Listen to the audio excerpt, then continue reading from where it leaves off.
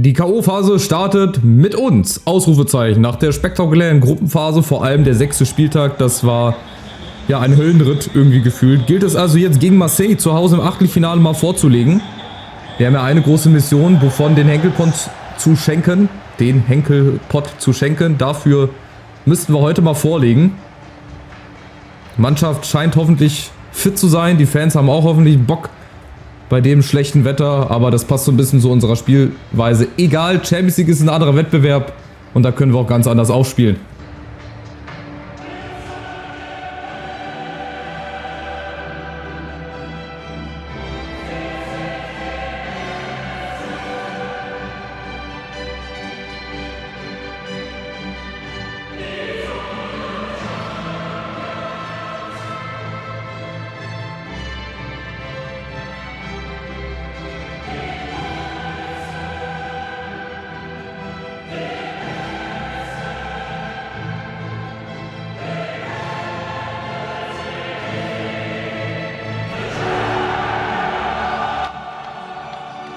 Wenn das nicht Motivation genug ist, dann weiß ich auch nicht.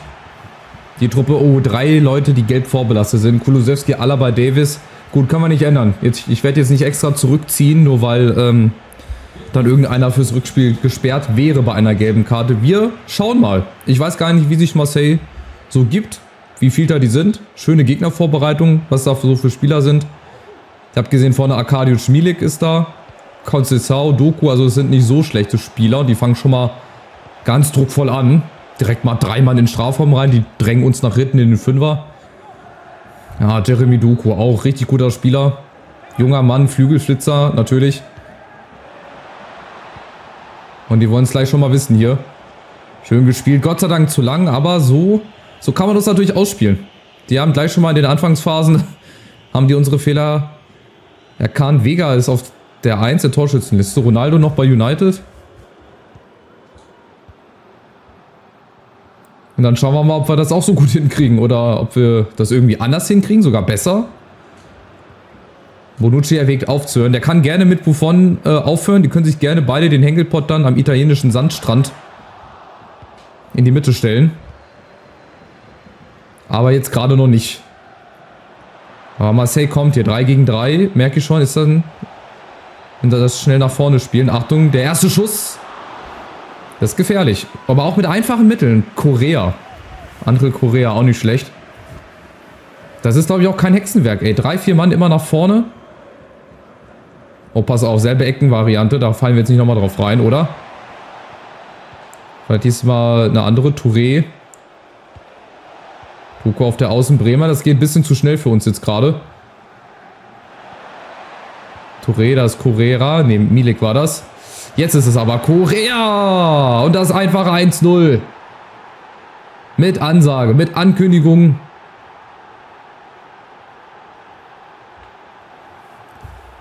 Tja, es geht so weiter. Auch in der Champions League kassieren wir zu viel Gegentore. Also kassieren wir Gegentore, aber auch viel zu einfache Gegentore. Hier, große Lücke. Das darf einfach nicht sein. Da fehlt entweder Bremer oder Alaba oder irgendwas funktioniert da wieder nicht. Ja, und der Ball, ob der nicht unhaltbar ist, weiß ich nicht. Aber auf jeden Fall erstmal die Führung.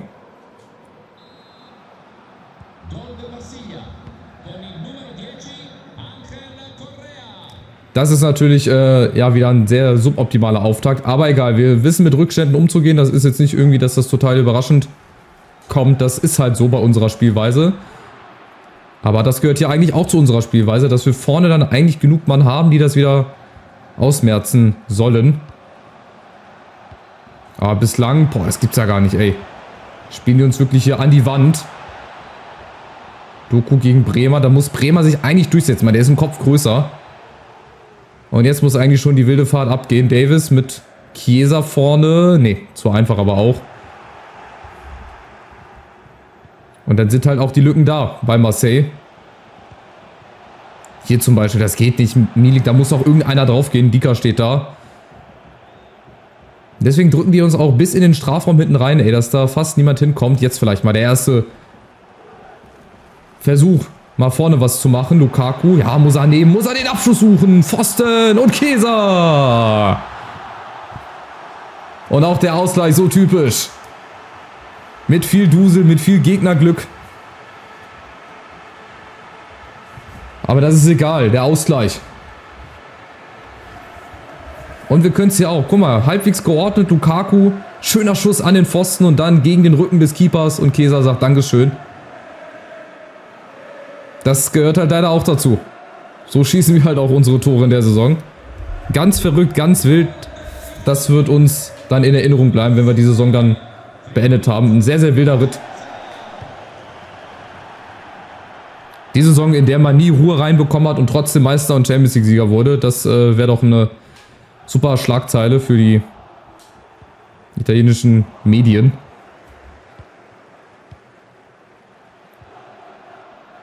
Und Vorsicht, sie kommen wieder bei Conceição. Das geht zum Beispiel auch wieder überhaupt nicht. Da ist wieder zu viel Platz. Und wieder das Tor mit Ansage und wieder ist es Correa. Das gibt's nicht, ey. Da kannst du echt die Uhr nachstellen. Gut, dann muss ich jetzt auch hier wieder umstellen. Da muss ich wieder auf Viererkette gehen. 4-2-3-1. Irgendwie ist das zu offen.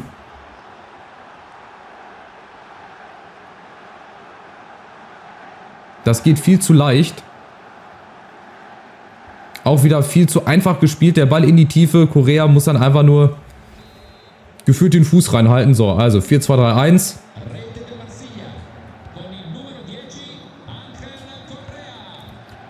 Und die Frage, wie schnell können wir darauf reagieren? Gefühlt sind wir eigentlich, ja gut, im Spiel drinnen nicht, aber wir haben jetzt hier vielleicht unsere zweite Chance. Kulusewski mal alleine gegen alle. Und das nächste Duseltor. Ja, sorry, da kann ich nichts für, ne? Also, vom Anschluss weg, wenn der Keeper den Ball nicht halten will. Kulusewski gegen 7, 8 Blaue. Und gegen den Keeper, was soll ich machen? Ich meine, der Schuss ist jetzt auch nicht unbedingt unhaltbar. Das macht der Keeper einfach nur schlecht und dann prallt er gegen die Latte und ist drin. Also 2 Tore mit Hilfe des Gegners. Einmal patzt der Keeper so ein bisschen und einmal ist halt der Rücken des Keepers zu muskulös und springt halt zu Chiesa. Also von Ruhe überhaupt nicht zu sehen. Hier geht es spektakulär weiter. Hier gibt es wilde Tore zu sehen. Ey, unfassbare Tore. Berechenbare Tore schon wieder. Ball in die Tiefe, das ist es schon wieder. Und dann wäre irgendwie Conceição oder Milik da gewesen. Und die Pässe müssen wir halt verhindern. Entweder Gravenberch oder Pogba vorher oder dann spätestens mal die Innenverteidiger. Achtung, nächster Kopfball. Castells ist da. Chance mal schnell umzuschalten. Ist vielleicht, ja, nicht da, oder? Kulusewski. Mbemba, ja, der weiß nicht wohin. Läuft erstmal nach hinten und schon wieder. Die Lücke ist groß, die Lücken sind zu groß. Das macht Davis da auf der Außen. Gut, dass ein dicker Aufpass. Also Davis, puh. Aber auch Lukaku und Chiesa jetzt vorne. Gut, muss er warten. Talisca ist in der Mitte frei. Kriegt er den? Ja. Das hat auch wieder zu lange gedauert, ey, bis die Leute nachrücken. Und Davis fehlt schon wieder. Der muss da oben auf die linke Seite. Das ist seine Position. Aber auch bei uns. Das ist viel zu unrund. Weil Marseille hat auch wieder sofort Druck macht. Ich glaube, die spielen 4-4-2 oder auch 4-3-3. Da hast du halt nicht mal Ruhe, ne? Da kannst du nicht mal kurz 5 Minuten durchschnaufen. Da musst du halt auch quasi jeden Fehlpass wieder ausbügeln. Ey, das kostet einem auch ein bisschen hier Kraft und Lebensjahre, gefühlt.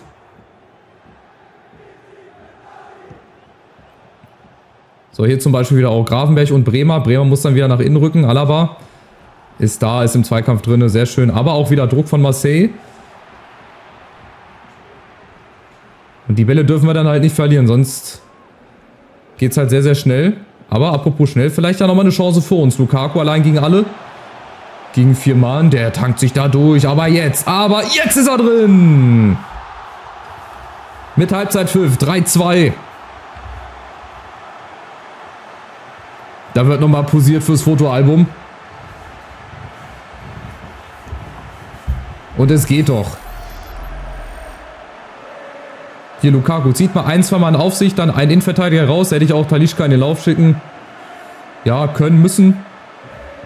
Egal, wer trifft, hat recht. Und so wichtig auch vor der Pause nochmal hier das dritte zu machen. 3-2 ist zwar immer noch kein sicheres Ergebnis, weil wir noch ein Rückspiel haben. Aber für das Spiel ist das erstmal auf jeden Fall Gold wert. Ey, 3-2. In Villarreal, da ging es ja echt Totentanz mit dem 0-0. Guck mal, 4-4 Schüsse. Das ist wirklich ausgeglichen. Marseille hat sogar mehr Ballbesitz. Sie waren in der Anfangsphase echt stark. Aber nachdem wir auch wieder umgestellt haben, vielleicht ist jetzt gerade in der Phase der Saison das 4-2-3-1 wieder die Meta-Formation für uns, für unser Spiel. Weil mit der Dreierkette wirkt das ja jetzt auch nicht unbedingt souverän. Aber vorne in der Offensive ist das halt mega geil. Ne? Da hast du so viel Leute, so viel Platz, so viel Möglichkeiten. Aber hinten stehst du halt trotzdem offen.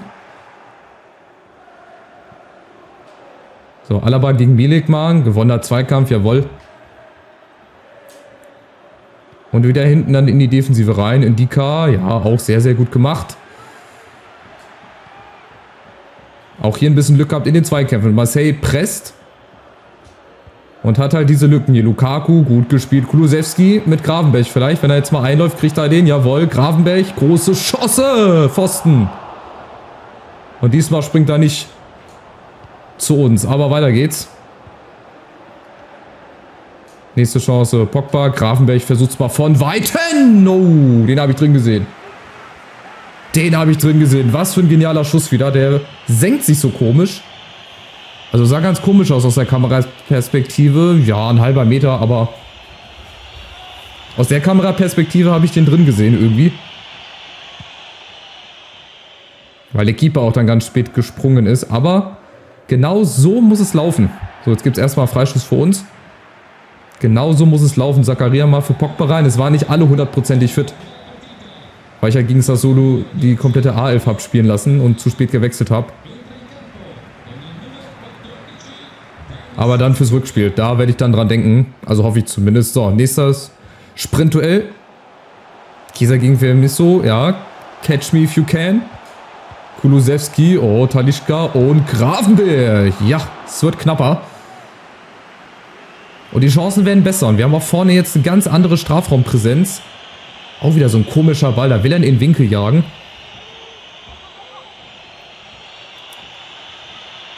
Und bislang sieht das defensiv, oh, Lukaku, schade, sieht das sehr gut aus. Lassen weniger zu als noch in der ersten Halbzeit bislang.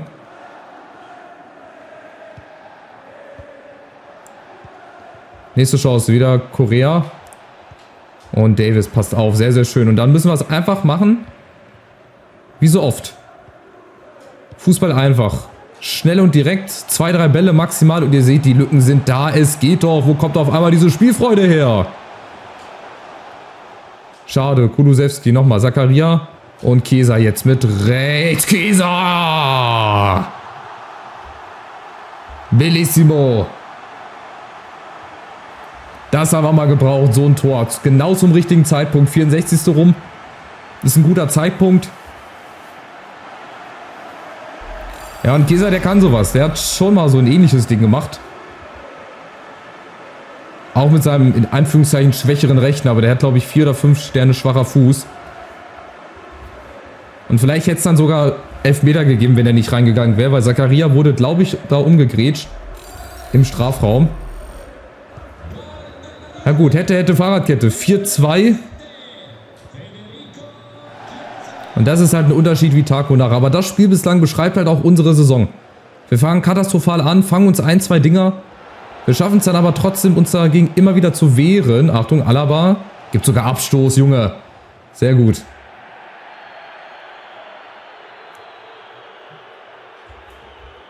Und dann am Ende gehen wir halt meistens als Sieger vom Platz.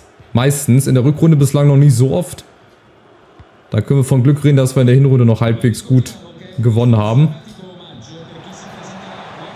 Wie gesagt, es ist plötzlich eine Mannschaft, die ist wie ausgewechselt. Kulusevski.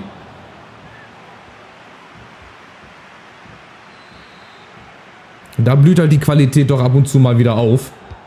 Und gerade auch in so wichtigen Spielen. Vielleicht ist meine Mannschaft nur für wichtige Spiele geschaffen.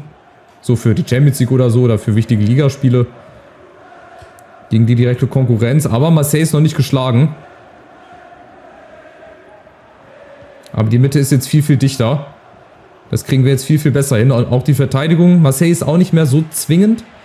Die kriegen auch nicht mehr diese Pässe in die Tiefe hin. Das, was sie in der ersten Halbzeit noch gut geschafft haben, weil halt auch der Platz nicht mehr da ist, ne? Apropos Platz. Da haben wir Talisca einmal mitgenommen. Aufsetzer, ja, schade.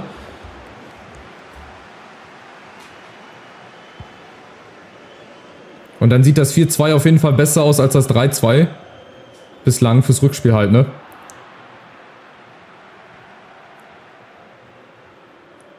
Aber noch sind es 15 Minuten. Aber wir machen das gut. Gravenberg läuft immer wieder die Passwege zu. Zakaria macht das auch gut. Und die Innenverteidiger müssen das halt dann mal versuchen, so ein bisschen alleine hinzukriegen. Aber sobald die anfangen, hier um den Strafraum rumzuspielen, direkt, da kannst du phasenweise echt nur zuschauen. Aber wir haben ja Chiesa. Und der hat heute richtig Bock. Und vorne Talisca, Doppelpass. Ne, da laufe ich jetzt durch. Den Schwung muss ich mitnehmen gegen Mbemba. Kriegen wir den auf Lukaku hin? Ja, der kommt. Kulusewski läuft im Kreis, aber es macht nichts. Chiesa ist nicht im Abseits. Und der holt den Freischuss raus. Das ist eine Frustgrätsche hier. Gelbe Karte für Touré. Für Isaac Touré. Da kann man mal, ja, definitiv versuchen drauf zu schießen. Das ist eine gute Position. Fragt sich nur, wer das macht. Naja, natürlich hier Talisca, unser Quoten-Brasilianer. Der macht das jetzt. Ich sehe schon vor meinem geistigen Auge, wie der reinfliegt. Mit Ansage, Junge, komm. Schweiß den mal rein. Ich habe jetzt schon angekündigt. Schade. Ich dachte, der fliegt rein mit dem Keeper. Das sah richtig, richtig komisch aus. Ja, mit grünem Time-Finisher, mit Paul Pogba wäre er vielleicht reingegangen. Aber so dann leider nicht. So, 6 Minuten sind es noch. Ein ganz wildes Spiel. Marseille ist, glaube ich, platt. Ich glaube, von denen kommt jetzt nicht mehr allzu viel. Das wäre ja nochmal unsere Chance, nochmal ein 5. oben drauf zu legen. Gertruida, Lukaku, lauf nicht weg. Der läuft aus bester Position, läuft er weg. Der hätte die Flanke vielleicht noch bekommen.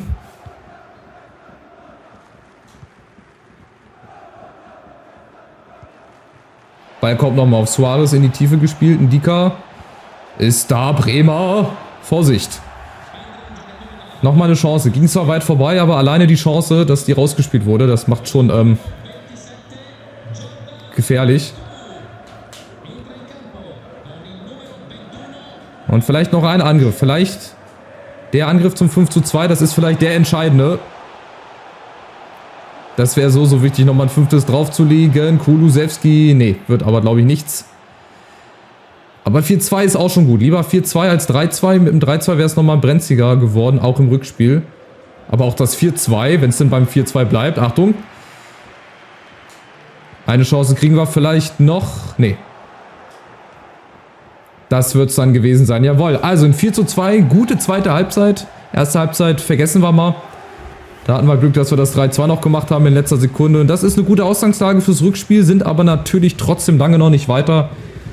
Aber wir gehen mit einem Vorsprung rein. Also wirklich dominant in der zweiten Halbzeit. Jetzt haben wir 11 Schüsse. Erste Halbzeit waren die Schüsse noch ausgeglichen. Aber egal, das ist wie gesagt nur Statistik. Da schaue ich mal so just for fun immer mal wieder drauf, um zu gucken, ob wir uns verbessert oder verschlechtert haben. Jetzt haben wir hier einen anderen Abgang. Rugani umsonst. Er hat einen Marktwert von 8,5 gehabt. Hätte ich den Vertrag vielleicht verlängert, dann hätte ich ein bisschen was für ihn bekommen. Aber gut, wie gesagt, das wird mir jetzt nicht mehr wehtun. Wenn ich im Sommer dann aufhöre, das soll dann mal Nachfolger machen. So, Sampdoria. Jetzt ist wieder Liga-Alltag. Rugani verlässt den Verein, ist okay. Hallo Boss. Aus meiner Sicht machst du das gut. Dann spiele ich gerne als rechter Verteidiger. Ja, er spielt ungefähr schon seit fast der ganzen Saison Rechtsverteidiger in einem bestimmten System. Jetzt beschwert er sich erst. Na gut, also ihr seht, Konkurrenz hat schon mal gespielt. Inter hat gewonnen. Also wird der Vorsprung maximal 4 Punkte betragen, falls wir gewinnen sollten gegen Sampdoria. Ich wollte jetzt erstmal die Champions League nochmal hier begutachten, wie da die Hinspiele waren. Villarreal gewinnt, okay. Barca unentschieden und Rom auch unentschieden gegen Chelsea. Also es ist überall noch spannend, auch bei uns. Ein 4-2, puh. Sehe ich in unserer jetzigen Lage gar nicht als sicher. 38 Gegentore, überlegt euch das mal. Wir haben die meisten Gegentore von den Top 7 da oben. Okay, Top 8, nehmen wir mal Turin noch mit. Wir haben 38 Gegentore, überleg dir das mal.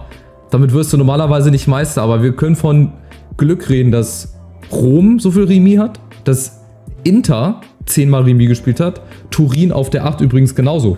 Lass die auch mal 3 Unentschieden weniger haben und dafür mehr Siege, wären die auch oben mit dabei. Also wir profitieren auch so ein bisschen von den anderen, aber gut, wenn die zu doof sind, Da können wir ja nichts für, ne? Dann nutzen wir das einfach vielleicht. Vielleicht leistet sich Neapel einen Ausrutscher. Gegen wen spielen die? Die spielen gegen Verona. Na gut, das werden sie wahrscheinlich gewinnen. Rom gegen Cagliari. Gehen wir mal davon aus, die gewinnen alles an dem Spieltag. Dann müssen wir natürlich auch gewinnen. Da kommen wir leider nicht drum rum. Also es hat wieder viel Bock gemacht. Sehr, sehr spannend. Wir biegen so langsam, ganz langsam auf die Zielgerade ein. Spieltag 26, dann haben wir noch 12 in der Liga. Und plus x Champions League Spiele, schauen wir mal. Also, lasst ein Like da, lasst ein Abo da, aktiviert die Glocke und dann sehen wir uns im nächsten Part wieder. Ciao, ciao.